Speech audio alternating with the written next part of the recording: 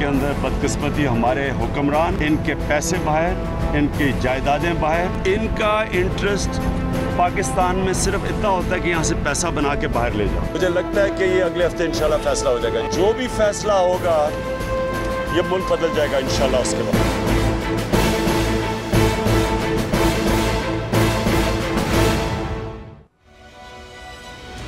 अस्सलाम वालेकुम, आप देख रहे हैं प्रोग्राम नाइट एडिशन और मैं हूं आपकी मेज़बान शाजिया ज़िशान।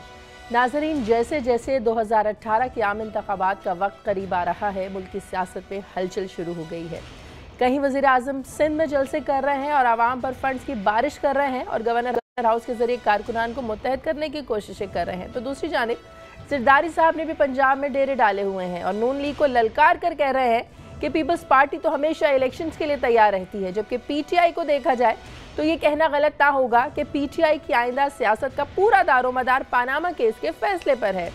इसलिए कल इमरान खान ने प्रेस कॉन्फ्रेंस करते हुए ये कहा कि पानामा केस का फैसला अगले हफ्ते आ जाएगा। लेकिन सवाल ये है कि इमरान खान को आखिर कैसे मालूम है कि अगले हफ्ते तक पानामा केस का फैसला वाकई आ जाएगा। खैर, ये तो वक्त ही बताएगा कि पानामा केस पीटीआई की सियासत पर मनफी असरात मुरतब करता है या मस्बत। अगर कराची को देखा जाए तो तमाम जमातें अपनी भरपूर कोशिश कर रही हैं कि एमक्यूएम का शराजा बिखरने के बाद कराची की वरासत हासिल की जा सके। इस पर आज हम अपने प्रोग्राम में बात करेंगे। पहले हिस्से में, प्रोग्राम के दूसरे हिस्से में हम जिक्र करेंगे कि तलबा तंजीम कोई भी हो, किसी का भी वजूद बाइसे खैर नहीं है। रवां हफ्ते हम सब ने देखा कि पहले पंजाब यूनिवर्सिटी और उसके बाद गोमल यूनिवर्सिटी में तलबा तंजीमों के तसादुम के अफसोसनाक वाक़े ने पूरी कौम को ये सोचने पर मजबूर कर दिया कि आखिर इन तलबा तंजीमों ने मुल्क और कौम को दिया ही क्या है, और अगर ये तलबा तंजीमें इतनी ही पाक साफ और ज़रूरी है तो इनका वजूद उन इदारों में क्यों नहीं जहाँ अमीरों के बच्चे तालीम हासिल करते हैं, जहाँ मतवसत तबके के लोग तालीम हासिल करते हैं, सिर्फ वहाँ ही क्यों ये तंजीमें फल फूल रही हैं। मुख्तलिफ जामियात में पेश आने वाला ये पहला वाक़या नहीं है। आप पाकिस्तान के किसी कॉलेज यूनिवर्सिटी की तारीख देखें तो ये पता चलेगा कि तलबा तंजीमों के दरमियान तसादुम के नतीजे में कितने तलबा जाँ बहक हुए, कितने ज़ख्मी हुए और घर से तालीम हासिल करने की गर्ज से आने वाले कितने तलबा दौरान तालीम मुकदमात में मुलव्वस होने की वजह से जेलों में गए। अगर आप 80 और 90 की दिहाई में चले जाएं तो आप ये जानकर हैरान हो जाएंगे कि कितने ज़हीन और फतीन बच्चे जो कि अगर उन तलबा तंजीमों की सियासत की नज़र ना होते तो आज मुल्क के लिए बाइस फ़ख्र होते। सवाल यह है कि आखिर इस तमाम अफसोस के सूरत हाल का जिम्मेदार किसको करार दिया जाए? तालीम को, तालीमी इदारे को, असातिज़ा को, माहौल को, या फिर हुकूमतों को? जराइम तो आखिर हुए, मुजरिम तो कोई है, आखिर कौन है? प्रोग्राम के दूसरे हिस्से में इस पर भी हम डिस्कस करेंगे। प्रोग्राम में मेरे साथ ज़फ़र इलारी साहब हैं कराची से, और कराची स्टूडियो से माफ़ कीजिएगा मज़हर अब्बास साहब ज्वाइन कर रहे हैं। इस्लामाबाद से हमारे साथ खावर घुमन है। मेरे तमाम मेहमानों का बहुत शुक्रिया। मज़हर अब्बास साहब, आपसे शुरू करती हूँ। आपने देखा, पाकिस्तान पीपल्स पार्टी की पहले बात करते हैं। पीपल्स पार्टी ने पहले भी पंजाब में डेरे डाले। बिलावल काफ़ी देर तक पंजाब में रहे, अपने कारकुनान को मुतहरिक करते रहे। अब हमने देखा कि जरदारी साहब दोबारा से पंजाब में आए और कह रहे हैं कि हम तो हमेशा ही जो है ना वो इलेक्शंस के लिए तैयार रहते हैं। 2018 के इलेक्शन में कुछ ज़्यादा दूर भी नहीं है, 1 साल रह गया है। जिस तरह जलसे तमाम सियासी जमातों ने शुरू कर दिए हैं, आप समझते हैं कि अब पाकिस्तान पीपल्स पार्टी ये बात समझ गई है कि मरकज़ तक पहुँचना है तो पंजाब को अपने साथ लेकर चलना है। अब सिर्फ सिंध के साथ उनका गुजारा नहीं है कि सिंध तुम लो, सिंध हमारा है, पंजाब तुम्हारा है। अब वाकईतन जो पाकिस्तान पीपल्स पार्टी है ये 2013 के इंतखाबात से सबक सीखते हुए मरकज़ तक पहुंचना चाहती है। शुक्रिया शादिया। देखिए, जो भी जमात है, जो नेशनल पार्टीज़ हैं, उनको पता है कि पंजाब में अगर उन्होंने इवन 25 से 30% सीट्स भी हासिल की और बाकी सूबों में उन्होंने अपनी परफॉर्मेंस बेहतर की, सिंध में जिस तरह पीपल्स पार्टी की मिसाल दी जा रही है, पीपल्स पार्टी सेंट्रल पंजाब में हमेशा से कमज़ोर रही है, लेकिन उसकी स्ट्रेंथ जो थी वो सदर्न पंजाब रही है। लेकिन 2008 के बाद से हमने देखा कि सदर्न पंजाब में एक डिक्लाइन शुरू हुआ पीपल्स पार्टी का, और बदकिस्मती से पीपल्स पार्टी ने तंजीमी सतह पे वो काम नहीं किए जो उसे करने चाहिए थे। फिर उनकी परफॉर्मेंस वाइज भी, और पंजाब, चूँकि पंजाब में सूबाई जो हुकूमत है वो साला साल से मुस्लिम लीग नून की चली आ रही है, तो पीपल्स पार्टी ने उसको उस तरीके से चैलेंज नहीं किया। भुट्टो साहब की जो कॉन्स्टिट्यूंसी थी वो सिंध थी, लेकिन उन्होंने अपनी पॉलिटिकल कॉन्स्टेंसी हमेशा पंजाब को रखा और वही उनकी स्ट्रेंथ रही। तो ये जो 2013 के इलेक्शंस की कई वजूहत हैं पीपल्स पार्टी की वहाँ शिकस्त की, जिसमें उनकी अपनी मरकज़ में परफॉर्मेंस भी है, उनको तालिबान से जो थ्रेट्स थे इसमें कोई शक नहीं है कि उसने भी पीपल्स पार्टी को काम नहीं करने दिया। वो माफ़ कीजिएगा, वो थ्रेट परसेप्शंस आज भी मौजूद हैं। लेकिन पीपल्स पार्टी बदकिस्मती से इस वक्त जिस डायलेमा का शिकार है वो है कि पीपल्स पार्टी ये फैसला नहीं कर पा रही कि पीपल्स पार्टी की क़यादत और सियासत वो बिलावल करेंगे कि आसिफ जरदारी करेंगे। ये जो कन्फ्यूजन है कि वर्कर किस तरफ देखे, जरदारी साहब की तरफ देखे या बिलावल की तरफ देखे, ये नहीं मुमकिन है। ये वैसे तो बड़ा अच्छा लगता है कि जरदारी साहब पीपल्स पार्टी पार्लियामेंटेरियन के सदर हैं, जरदारी साहब पीपल्स पार्टी के को चेयरमैन भी हैं। हालांकि तय ये हुआ था कि जब वो पार्लियामेंट्री पार्टी के सदर होंगे तो वो को चेयरमैनशिप छोड़ देंगे। बिलावल भुट्टो से ये कहा जा रहा है कि आप पाकिस्तान पीपल्स पार्टी को नजरियाती सियासत करें। ये जो कन्फ्यूजन है, ये जो डबल विकेट है, ये डबल विकेट चलती नहीं है सियासत में। ये कन्फ्यूजन का शिकार रहेगी। बेनज़ीर भुट्टो की बात और थी। बेनज़ीर भुट्टो का कद-ओ-क़ामत जो था वो बहुत मुख्तलिफ था। मखदूम अमीन फ़हीम एक ख़ास सिचुएशन में 2002 में जब मुशर्रफ साहब ने पाकिस्तान पीपल्स पार्टी को तकरीबन आउट करने की कोशिश की थी, उस एक ख़ास सिनेरियो में पीपल्स पार्टी पार्लियामेंटेरियन बनी थी। और अभी भी ये बारहा पीपल्स पार्टी के अंदर बहुत से लोगों का ख्याल है कि पार्लियामेंटेरियन को ख़त्म कर देना चाहिए।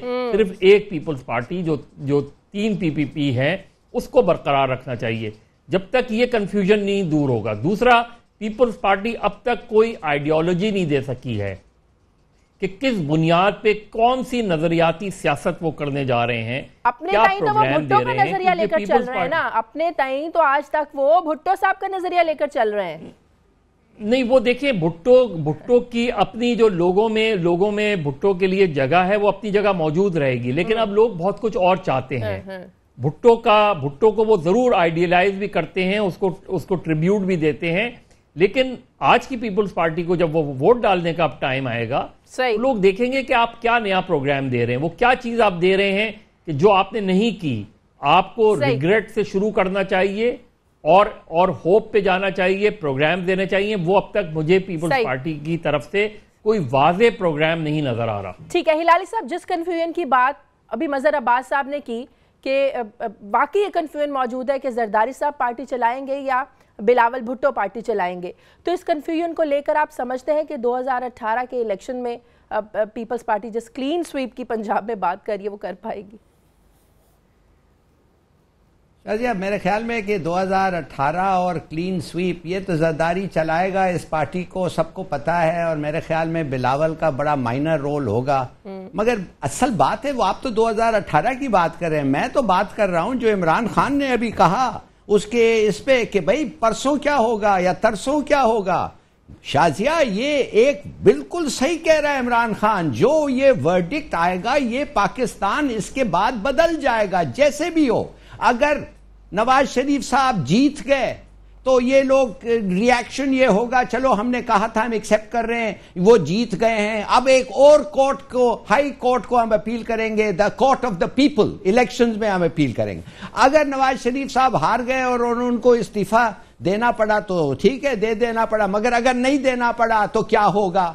मगर सबसे बड़ी बात है, हमें सबको पता है कि क्या होने वाला है इस कोर्ट वर्डिक्ट के बाद। ये कोर्ट वर्डिक्ट दोनों पार्टीज को जीत होगा। मैं आपको बताता हूं, बोथ साइड्स कुछ ना कुछ ले जाएंगे इस जजमेंट से। वो कहेंगे हम जीत गए, वो कहेंगे हम जीत गए। मिसाल के तौर पे अगर सुप्रीम कोर्ट ने ये लॉ एनफोर्समेंट एजेंसीज का इदारा जो ऑलमोस्ट सर्टेनली ये तबाह करेंगे, ऑलमोस्ट सर्टेनली इनको खत्म करेंगे और लोगों को रिप्लेस करेंगे, और कोर्ट ने पहले भी कहा है और जजमेंट में भी कहेगी मेरे ख्याल में कि कोई इन पे कोई उनका भरोसा नहीं है, तो आप बताएं अगर भी नवाज शरीफ साहब को ना उतारें, आप समझते हैं कि लोग चुप रह के बैठ जाएंगे? वो कहेंगे तुमने जानबूझ करके अगर और मगर में तो लोग कंफ्यूज हो जाते हैं ना लोगों को अपॉइंट खान साहब अगर मगर की जो बात करें तो अगर मगर में तो लोग कंफ्यूज हो जाते हैं। तो जब फैसला आएगा तभी पता चलेगा ना कि अगर फैसला नवाज शरीफ के खिलाफ आया तो क्या होगा, अगर फैसला खान साहब के हक में आया तो क्या होगा। तो फैसला एक ही तरीके का आना है। नहीं शाजिया, ये अगर मगर की बात नहीं है। आप खुद सोचिए, ये फैसला दोनों साइड्स पे something they will take away, both will take away something.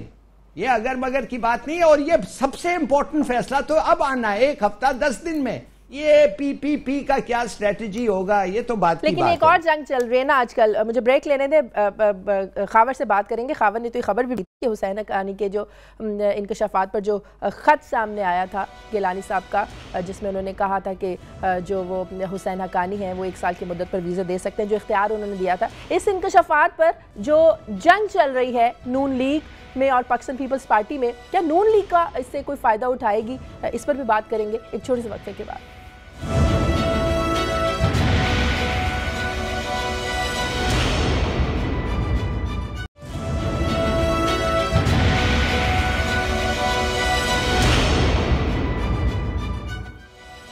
Break के बाद खुश आमदीद। खावर, रिसेंटली जरदारी साहब ने जो एक इंटरव्यू दिया बड़ी इंटरेस्टिंग, उसमें एक बात की उन्होंने कि बीबी कहा करती थी कि हमारे हक में कोई फ़ैसला आता नहीं और शरीफों के ख़िलाफ़ कभी कोई फ़ैसला नहीं आता। तो अब हुसैन हक्कानी के इंकशाफात पर जो जंग इस वक्त पाकिस्तान पीपल्स पार्टी और नून लीग के बीच में चल रही है, क्या नून लीग इसे सियासी कार्ड के तौर पर इस्तेमाल करेगी, क्या फ़ायदा उठाएगी? और 2018 के जैसे इंतखाबात आ रहे हैं, ये नून लीग के हक पे जाएगी ये बात? शाजिया, हक्कानी साहब के इशू पे आने से पहले मैं थोड़ा सा क्विक रिस्पांस देना चाहूँगा पाकिस्तान पीपल्स पार्टी के हवाले से। मैं ये तीसरी असम्बली, नेशनल असम्बली कवर कर रहा हूँ और जहाँ पे यहाँ इस्लामाबाद में बैठ के, या चूँकि मैं पंजाब का रहने वाला हूँ, या मैं जब देखता हूँ वो ये आइडियालॉजी की बातें पुरानी हो गई। एक ही आइडियालॉजी इस मुल्क को चाहिए, वो है करप्शन फ्री गवर्नेंस। वो इस टाइम कोई गवर्नमेंट दे नहीं पा रही। पाकिस्तान पीपल्स पार्टी ने जिस तरह इस मुल्क का हशर किया वो सबके सामने है। पीपल्स पार्टी को अगर आगे जाना है तो वो मेरे ख्याल में बिलावल ही को आगे लेके जाना है, आसफा या बख्तावर साहब आगे आएंगी। जरदारी साहब का जो बैगेज है उसके साथ पीपल्स पार्टी का मैं तो कोई मुस्तकबिल कम से कम यहाँ पे सेंटर में या पंजाब में बिल्कुल हरगिज़ नहीं देख रहा। सही। हक्कानी साहब का इशू यकीनी तौर पर पाकिस्तान मुस्लिम लीग नून इसको इस्तेमाल कर रही है। आपको याद होगा कि ये जरदारी साहब ने जब इंटरव्यू दिया तो उसमें उन्होंने एक बात की थी कि एक फेडरल मिनिस्टर जिसके बाल कभी ख़राब नहीं होते, ऐसा ना हो सैफुर रहमान की तरह मेरे कदमों में गिरना ना पड़े। उसके बाद ये लेटर आ जाता है, वो लेटर मेरे हाथ लगा, मैंने वो स्टोरी ब्रेक की। अब अगर वो लेटर पढ़ें तो उसमें साफ साफ लिखा हुआ है कि जी हमने एम्बेसडर को एम्पावर किया है, एम्बेसडर को एम्पावर किया है कि वो अपनी मर्जी से वीज़ा इशू करे और मुतलका इदारों को इन्फॉर्म किए बगैर उसको सिर्फ और सिर्फ प्राइम मिनिस्टर ऑफिस को इन्फॉर्म करना है और वो जितनी भी तादाद में वीज़ा इशू करना चाहता है वो कर ले।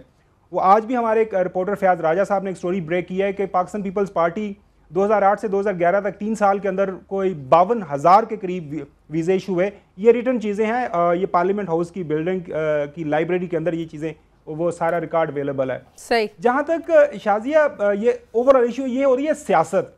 अब गिलानी साहब वो प्रेस कॉन्फ्रेंस करते हैं, वो उसमें ये कहते हैं कि जी पहले तो 2002 से ऑनवर्ड का हमें जवाब देना, तब क्यों आपने वीज़े इशू किए थे।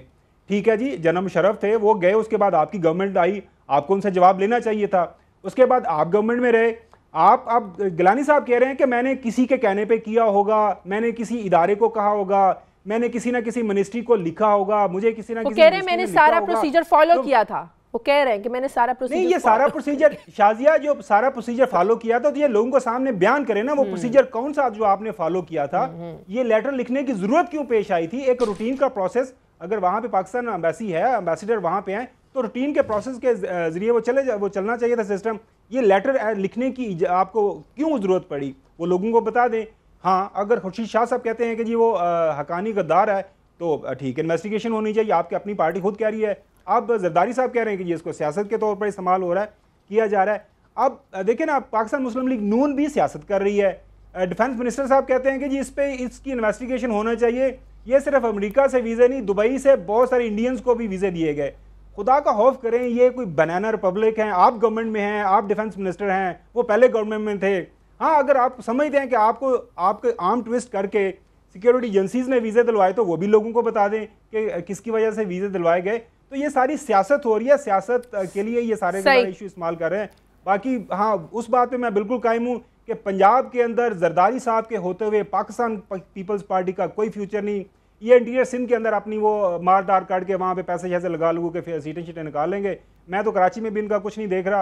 अगर बिलावल साहब देखें, जब पंजाब में आए थे पिछले 2-4 महीनों में, उन्होंने कुछ जलसे वलसे किए, लोगों में कुछ मूवमेंट हुई थी, तो पाकिस्तान पीपल्स पार्टी का ज्याला था, उसमें थोड़ी सी एक रमक नजर आई, लोग निकले बाहर। फिर आप जरदारी साहब ने कहा अभी बच्चा है, अभी मासूम है, अभी उसको सियासत की उद्भुत समझ में नहीं है, लिहाजा वो फिर वापस आ गए, अब लाहौर में। चलिए पीपल्स पार्टी की सियासत की बात कर लिए, जरा खान साहब की सियासत की बात कर ले। बजर साहब, खान साहब की सियासत, आपको लगता है इमरान खान की जो सियासत है अब ये पनामा केस के फैसले पर डिपेंड कर रही है? कल भी उन्होंने जब वो बात कर रहे थे मीडिया से, उन्होंने कहा कि पनामा का फैसला आ जाए उसके बाद हम लोग इंतखाबात की तैयारी करेंगे।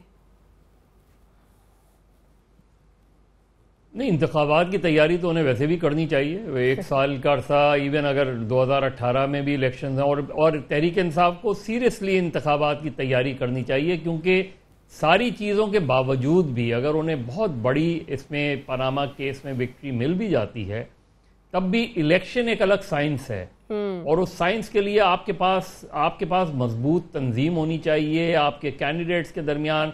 और अगर इमरान खान ने शेख रशीद साहब के इस मशवरे पे अमल किया कि छोटी जमातों को साथ मिलाएं, तो मेरा ख्याल है इमरान खान को नुकसान होगा। अच्छा। तहरीक इंसाफ को अपनी, क्योंकि अगर आप देखें कि जुल्फ़िकार अली भुट्टो ने कभी भी अलायंस की पॉलिटिक्स नहीं की, यानी 70 में भी उन्होंने, हालांकि 3 साल हुए थे पार्टी बने हुए, अकेले इलेक्शन लड़ा और जीते। 77 में जब वो एक डिफिकल्ट पोजीशन में थे, उसके बावजूद भी अगर ये जो 77 में कुछ नशिस्तों पे धांधली हुई थी ये नहीं होती, तो वैसे भी पीपल्स पार्टी जीत रही थी। तो भुट्टो ने हमेशा सिंगल हैंडेडली पार्टी चलाई है। अलायंस की पॉलिटिक्स में नुकसान होता है हमेशा। आप सीट डिस्ट्रीब्यूशन, हर पार्टी की अपनी प्रायोरिटीज होती हैं, आपका वर्कर उतना मोटिवेट नहीं होता, आपका सपोर्टर उतना मोटिवेट नहीं होता अगर आपकी नशिस्त में। तो इमरान खान को तैयारी तो इर्रिस्पेक्टिव के पनामा का फैसला क्या आता है, तैयारी तो उन्हें करनी चाहिए। मुझे वो तैयारी उस तरीके से जिस तरह कहा गया था, आपको याद हो कि शाह महमूद कुरैशी ने आज से 2-3 महीने पहले कहा था कि हम तो अपने कैंडिडेट फाइनल कर रहे हैं, तो वो एकदम मुझे वो चीज रुक गई। ये सारी चीजें तो मेरा ख्याल है क्योंकि मुस्लिम लीग नून तमाम तर ड्रॉबैक्स के बावजूद, इवन अगर इलेक्शन पनामा में उनको जो है वो उनके खिलाफ भी फैसला आता है, तो इलेक्शन स्ट्रैटेजी में वो बहुत शार्प हैं। और इस चीज को देखना जो है वो पीटीआई को एक बड़ा चैलेंज जो है वो सामना करना पड़ेगा। तमाम तर ऑड्स अगर उनके हक में भी जाते हैं, तो मेरा ख्याल है इमरान खान ये बात जरूर कर रहे हैं, लेकिन उन्हें तैयारी अभी से शुरू कर देनी चाहिए। ज़फ़र इलाली साहब, योर कमेंट प्लीज, फिर मुझे ब्रेक लेनी है इस पर। भाई पहले चीज तो मैं हक्कानी के बारे में और वो वीजाज के बारे में ये कहना चाहता हूं, जब एक प्राइम मिनिस्टर ऑर्डर करता है कि ये प्रपोजल जो हमारे एम्बेसडर से आया है मैं मान लिया हूं, मेहरबानी से इसे प्रोसेस करें, उसका मतलब ये है कि जो स्टाफ उनके साथ काम करते हैं वो इसके प्रोसीजरल रिक्वायरमेंट्स को फुलफिल करती हैं। ये तो गलत बात है ना कि प्राइम मिनिस्टर को जाके कहे तुम बताओ क्या प्रोसीजरल रिक्वायरमेंट्स थे, तुम बताओ, ये वो उसको नहीं पता है, किसी प्राइम मिनिस्टर को नहीं पता है।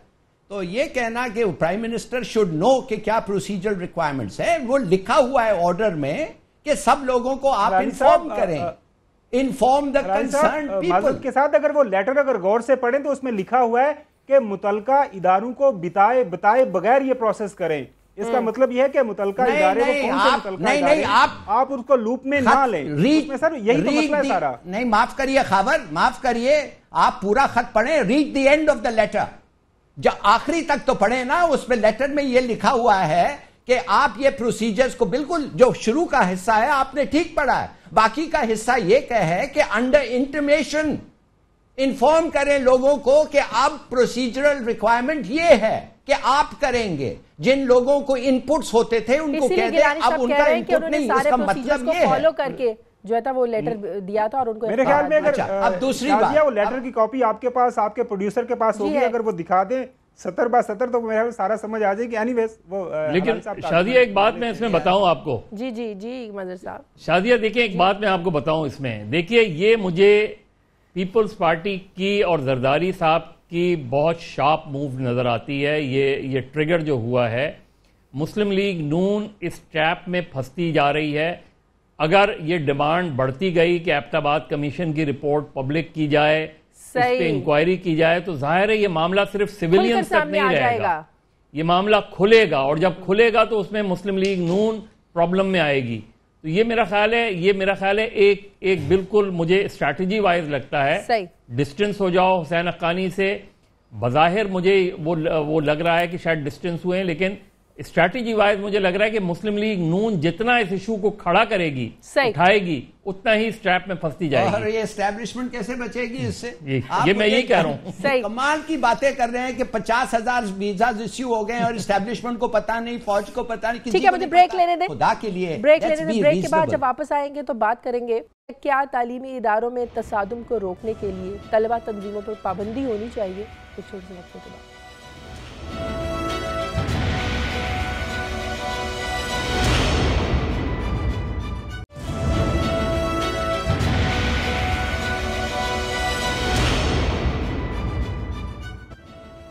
ब्रेक के बाद खुश आमदेद। खबर अब सब जानते हैं कि 84 में जनरल ज़िया ने जो तलबा तंजीमें थी इन पर पाबंदी लगाई, लेकिन उसके बाद भी जो थी वो स्टूडेंट बॉडीज़ किसी ना किसी तरह मुख्तलिफ ग्रुप्स में काम करती रहीं।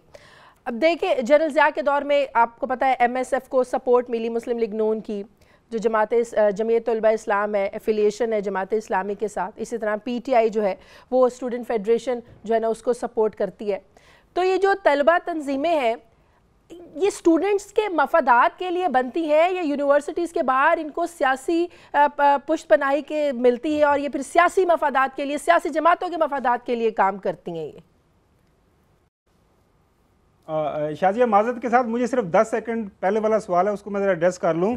वो जो लेटर वाला इशू है उसको मैं बता दूं कि the prime minister has been pleased to decide that the ambassador in Washington will be empowered with immediate effect to issue visas valid up to 1 year without having referred each such application to the concerned authorities in Pakistan. उसकी last line जो हकानी साहब हलाली साहब जो बता रहे हैं, the Pakistan embassy and US would issue these visas under intimation to the Prime Minister's office only. Pakistan के अंदर कंसर्न डिपार्टमेंट्स को आपने नहीं बताना, सिर्फ मुझे बताना है। हलाली साहब ये जो प्राइम मिनिस्टर ऑफिस बताएगी ना, what does that mean? The Prime Minister's office will inform everybody of the change of procedure. Prime Minister's office. Sir उनको कहा है कि आपने किसी को नहीं बताना, मुझे सिर्फ बताना बस। एनीवे सर आप वो सवाल की तरफ चलते हैं। शाजिया मैंने लेट 90s में मैं पंजाब यूनिवर्सिटी से मैंने मास्टर्स किया है। उस वक्त जमात इस्लामी की जो ऑफशूट है वहाँ पे जमीयत का तोती बोलता था, अभी भी वहाँ पे है जमीयत ही काफ़ी ज़ोरों शोर से काम कर रही है। अब देखना यह है कि हमारे मुल्क के जो सियासतदानों ने क्या वाकई कोई असल में कोशिश की है कि हमारे मुल्क के अंदर ये यूनिवर्सिटी और कॉलेजेस के अंदर जो स्टूडेंट पॉलिटिक्स एक्चुअली काम करें। वो तो दूर की बात है, जो लोकल गवर्नमेंट देखे आपका आइन कहता है कि हमारे मुल्क के अंदर इफेक्टिव जो है लोकल गवर्नमेंट्स काम करनी चाहिए, उस पर इतनी काम करते तो ये कॉलेजेस यूनिवर्सिटी के अंदर कैसे करेंगे। बेसिकली जो मैंने एज ए स्टूडेंट देखा है कि वहाँ पे स्टूडेंट का सिर्फ इस्तेमाल किया जाता रहा है। वहाँ पे जो लोग आते थे, बच्चे आते थे, उनको वेपन्स दिए जाता था, उनको जो पैसा दिया जाता था और अपने जो पॉलिटिकल इंटरेस्ट के लिए इस्तेमाल किया गया है। जो एक genuine political movement colleges universities में जो मैं पढ़ता हूँ 70s और 80s में हुआ करती थी, उससे पहले 60s में नेशनल स्टूडेंट फेडरेशन है और जितनी ज़रा प्रोग्रेसिव स्टूडेंट्स ऑर्गेनाइजेशन तो 48 से चलती आ रही है, लेकिन उस वक्त वायलेंस नहीं था, ये इस तरह तसादुम नहीं थे। मैंने वही बताया ना कि हमारा अब जिम्मेदारी यकीनी तौर पर जन्म शरफ के ज़माने में जो वायलेंस आया, वेपन इंट्रोड्यूस कराया गया, उसके बाद वही मैं कह रहा हूँ कि हमारी जो पॉलिटिकल लीडरशिप है उसने कोई जेन्युइन लेवल का कोई एफर्ट नहीं किया, कोई ट्राई नहीं की, कोई आपस में बैठ के सारी पॉलिटिकल पार्टीज कोई ऑल पार्टीज कॉन्फ्रेंस करते, कोई मूवमेंट शुरू करते कि हम अपने कॉलेजेस यूनिवर्सिटीज के अंदर, पूरी दुनिया के अंदर सियासतदान कहाँ से पैदा होते हैं। अब एस्टैब्लिश जो वर्ल्ड है वहाँ जहाँ पे एस्टैब्लिश डेमोक्रेसीज काम कर रही हैं, वहाँ पे उनकी सारी की सारी जो उनकी पॉलिटिकल लीडरशिप है वो उनके यूनिवर्सिटीज कॉलेजेस से बाहर आ रही है। हमारे यहाँ बदकिस्मती से ऐसा बिल्कुल नहीं है और इस पे मेरे ख्याल के मुताबिक हमारे जो सियासी लीडर हैं उनको मिल बैठ के कोई मेरा एक प्रॉपर पॉलिसी इंट्रोड्यूस करवानी चाहिए और ये बैन वैन इसको ख़त्म हो जाना चाहिए और एक स्टूडेंट पॉलिटिक्स को वापस आना चाहिए। जी मज़र साहब, ये जो स्टूडेंट बॉडीज़ के बड़े बड़े फंक्शंस होते हैं यूनिवर्सिटीज़ में, कॉलेजेस में, इस पर जो सारा खर्चा आता है, जितनी भी इसमें लागत आती है, ये यूनिवर्सिटी इंतजामिया तो सपोर्ट नहीं करती। यूनिवर्सिटी इंतजामिया तो वो चीज़ें सपोर्ट करती है जो उनके अपने फंक्शंस होते हैं, अपनी अपनी तंजीमें जो अपने तय फंक्शंस अरेंज करती हैं। इसके खर्चे आपको क्या लगता है, ये सारी इन्हीं फंडिंग कहाँ से होती है? शायद ये दो चीज़ें हैं जो आपने शुरू में कहा, मैं उससे एग्री नहीं करता। देखिए मैं आपको बताऊं, स्टूडेंट यूनियंस और स्टूडेंट बॉडीज़ में फ़र्क है। स्टूडेंट यूनियंस एक बड़ी मुख्तलिफ चीज़ होती है और स्टूडेंट बॉडीज़ एक दूसरी चीज़ होती है। जो 60s 70s और अर्ली 80s तक रहा वो ये कि स्टूडेंट पार्टीज़ जो थी वो एफिलिएटेड नहीं थी पॉलिटिकल पार्टीज से। पॉलिटिकल पार्टीज़ ने सबसे बड़ा जो अलमिया हुआ है वो ये कि जो ट्रेड यूनियंस में भी हुआ कि पॉलिटिकल पार्टीज़ ने ट्रेड यूनियंस में अपने विंग्स बनाए और स्टूडेंट यूनियंस ने भी, जैसे जिस तरह भी खबर ने बात की, एनएसएफ का किसी बराह रास्त पॉलिटिकल पार्टी से वो नहीं था, एफिलिएशन नहीं थी। उस वक्त एक नज़रियाती पॉलिटिक्स होती थी, वायलेंस नहीं होता था। वायलेंस डेलिबरेटली लाया गया क्योंकि जनरल ज़ियाउल हक जो थे वो स्टूडेंट पॉलिटिक्स को ख़त्म करवाना चाहते थे, ट्रेड यूनियन पॉलिटिक्स को ख़त्म करवाना चाहते थे, इसलिए डेलिबरेटली वायलेंस लाया गया। ये नहीं कि स्टूडेंट्स बॉडीज ने बड़े बड़े पॉलिटिशियंस पैदा किए हैं हमारे यहाँ, और अब जो पॉलिटिशियंस नहीं आ रहे हैं उसकी भी बेसिक वजह यही है क्योंकि हमने एक क्लीन स्टूडेंट पॉलिटिक्स ख़त्म कर दी है। तो इसका ये मतलब नहीं है जिस तरह हम हर चीज़ में वो करते हैं कि हम एकदम चीज़ों को बैन कर दो। बैन तो हैं, 84 से बैन है, लेकिन वायलेंस तो फिर भी हो रहा है। हाँ। इसका मतलब है वायलेंस के मुहर्रिकात कुछ और हैं। इस वायलेंस के मुहर्रिकात इसलिए कि ये रखना चाहते हैं, इंप्रेशन रखना चाहते हैं, और ये जमात इस्लामी को ख़ास तौर पे सोचना पड़ेगा कि ये जिस तरीके के वाक़यात हैं, और दीगर जमातों को भी, पख्तून स्टूडेंट फेडरेशन की एफिलिएशन ANP से है, जमीयत की किसी ना एफिलिएशन, हालांकि वो अपने तौर पे दूसरी तरह डिफाइन करते हैं, लेकिन है जमात इस्लामी से, पीपल्स पार्टी की पीपल्स स्टूडेंट फेडरेशन, इनको बिल्कुल डिटैच करना पड़ेगा अपने आप को। स्टूडेंट को अपनी पॉलिटिक्स करने दें, उससे नजरियाती लड़के निकलते हैं, नजरियाती लड़के आगे जाके पॉलिटिकल पार्टीज जो उनकी मर्जी है ज्वाइन करें ना करें, लेकिन जब पॉलिटिकल इन्फ्लुएंस आता है, पॉलिटिकल पार्टीज का इन्फ्लुएंस आता है, तो फिर ये नतीजा आता है जो हमारे सामने आया है। तो मैंने वो पॉलिटिक्स भी देखी है, स्टूडेंट पॉलिटिक्स, तो फिर ये जब पॉलिटिकल इन्फ्लुएंस को खत्म करना है। देखिए, पॉलिटिकल इन्फ्लुएंस एक दूसरी चीज है, पॉलिटिकल पार्टीज का इन्फ्लुएंस एक दूसरी चीज है। पॉलिटिक्स तो हमारे यहाँ चूंकि पॉलिटिक्स को एक गाली बना दिया गया है, पॉलिटिक्स तो बड़ा हेल्दी है। हम जिस जमाने में स्टूडेंट पॉलिटिक्स किया करते थे तो हम सुबह जो है अपने मुखालफिन के साथ जो है वो बहस किया करते थे और शाम को हम साथ बैठ के चाय पिया करते थे। तो वो जो नजरियाती पॉलिटिक्स है उसमें वायलेंस का अंसर खत्म करना, उसकी एक बुनियादी वजह जो है और एक बुनियादी रीजन वही है मार्शल लॉ के दौर का। और अब ये सियासी जमातों की जिम्मेदारी है कि वो अपने आप को डिटैच करें स्टूडेंट पॉलिटिक्स से। स्टूडेंट यूनियंस रिवाइव होनी चाहिए, स्टूडेंट यूनियंस रिवाइव होकर, और ये प्लेज स्टूडेंट ग्रुप्स को करना चाहिए कि वो किसी भी तरीके से वायलेंस नहीं बल्कि दलील से दूसरे को कायल करेंगे। मुझे ब्रेक लेने दें, ब्रेक के बाद जब वापस आएंगे तो फिर हम वो करें। सही, ब्रेक के बाद हिलाली साहब मैं आपसे पूछा आपके दौर में स्टूडेंट पॉलिटिक्स किस तरीके से हुआ करती थी, एक छोटे से वक्फे के बाद।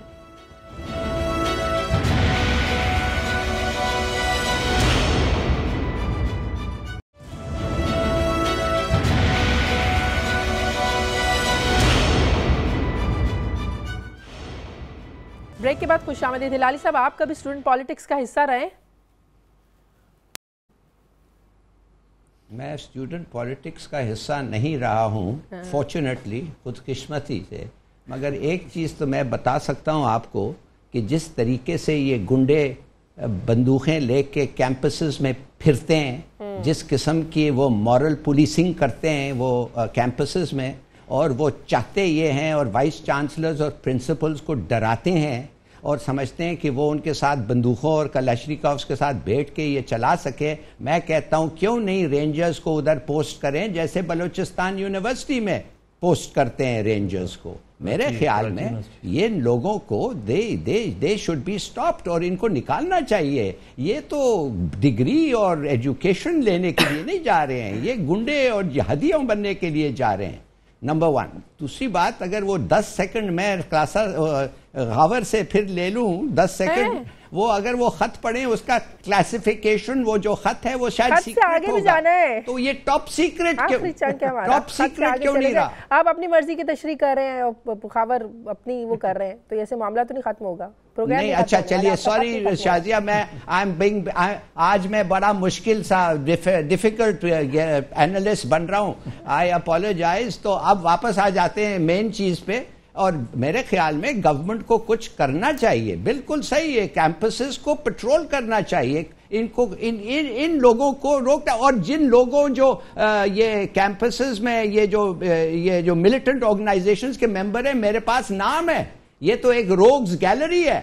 दो तो आप, एक तो हम जिसके बारे में हम बात कर रहे हैं हक्कानी साहब हैं, दूसरा अल्ताफ हुसैन है, और 7 और हैं, मैं नाम नहीं लेना चाहता, मगर आप अगर उनको नाम देखेंगे आप सोचेंगे कि अगर रोग्स नहीं है तो दे आर नियर रोग्स।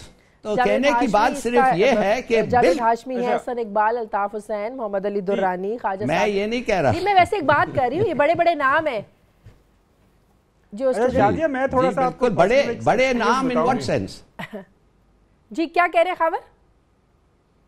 मैं कह रहा हूँ, मैं आपको पर्सनल एक्सपीरियंस बताता हूँ कि मैंने ग्रेजुएशन गवर्नमेंट कॉलेज लाहौर से की, वहाँ पे रावियंस फ्रंट हुआ करती, तो वहाँ पे माहौल बड़ा ठीक ठाक था, लड़के लड़कियाँ मिल के बैठ के चाय भी पी लेते थे, खाना भी खा लेते थे, और काफ़ी ठीक ठाक किस्म का, कह रहे कि लिबरल किस्म का माहौल, सो कॉल कह लेंगे, जो हमारा एक्सप्लेन किया जाता है लिबरल और कंजर्वेटिव।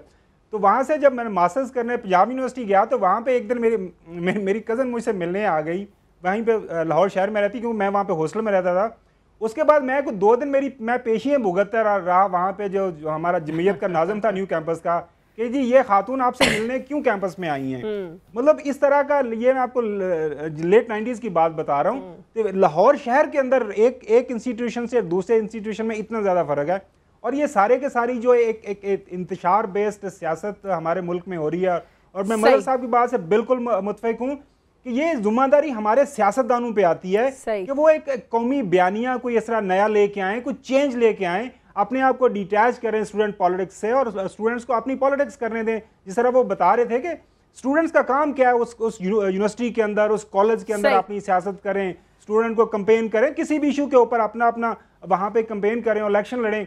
यहाँ पे तो आपने जो शाजिया बताया कि वो सारे की सारी फंडिंग, वो सारे के सारे अखराजात, वो उनके दाखिला फीसें, उनके नंबर, मैं आपको क्या बताऊं कि इनके तो पर्चे तक भी हल करवाती हैं मुतलका जो स्टूडेंट की जो पॉलिटिकल पार्टीज हैं, कि आपको पढ़ने पढ़ाने की भी कोई जरूरत नहीं है। तो आपके उनके मेरिट का भी ख्याल रखा जाता है, उनकी नौकरियों का भी ख्याल रखा जाता है। तलबा तंजीम साजी को बिलाशुबा आइन का जो आर्टिकल है 17 आइन का आर्टिकल 17 इसके तहत तहफ़्फ़ुज़ हासिल है, लेकिन ये बात भी ज़रूरी है कि इस तहफ़्फ़ुज़ की वजह से ये कानून से बालातर नहीं हो सकते, और इसके लिए आप नहीं समझते कि तलबा जो तंजीम साजी, इसके लिए कानून साजी भी होनी चाहिए? देखिए सारी चीज़ें हैं, ये पहले भी तो हुआ करती थी, ये पिछले 30-40 साल स्टूडेंट पॉलिटिक्स हुई है, तो उसमें क्यों नहीं वायलेंस था? हाँ। और 77 के बाद क्यों वायलेंस आया? इसको एनालाइज कर लें। जो लॉ इन्फोर्सर्स थे उस जमाने में वही लॉ ब्रेकर्स भी बन गए, उन्होंने ही असला प्रोवाइड किया। इसको कभी बैठ के अगर एक्सक्लूसिवली इस पर गुफ्तगू करें तो आपको अंदाजा होगा कि सोसाइटी में वायलेंस किस तरीके से लाया गया, स्टूडेंट पॉलिटिक्स में वायलेंस किस लिए लाया गया और क्यों लाया गया। सोसाइटी को डीपोलिटिसाइज करने के लिए गैर जमाती इंतखाबात क्यों कराए गए, माशरे को डीपोलिटिसाइज करने के लिए। वायलेंस और ये जिस तरह हिलाली साहब कह रहे थे, ये मॉरल पुलिसिंग का जो निज़ाम नाफिज किया गया, ये किस लिए किया गया? ताकि गैर सियासी हो जाएं, लोग गैर सियासी हो जाएं, बढ़ जाएं तबकों में, लिसानी ग्रोहों में बढ़ जाएं, फिरका वाराना ग्रोहों में बढ़ जाएं, बिरादरियों में बढ़ जाएं। ये किया इसी वजह से गया था, ठीक है, कि जो मेन स्ट्रीम पॉलिटिक्स है उसको खत्म कर दिया जाए, और वो किसी हद तक कामयाब हो गए उसमें। ठीक है, बहुत शुक्रिया, बहुत शुक्रिया। हमारे साथ ज़फ़र लाली, मज़हर अब्बास समेत तमाम मेहमानों का बहुत शुक्रिया। नाज़रीन, प्रोग्राम का वक्त खत्म हो गया। नाइट एडिशन से शाज़िया ज़ीशान को इजाज़त दीजिए, आपसे मुलाकात होगी कल। अल्लाह हाफ़िज़।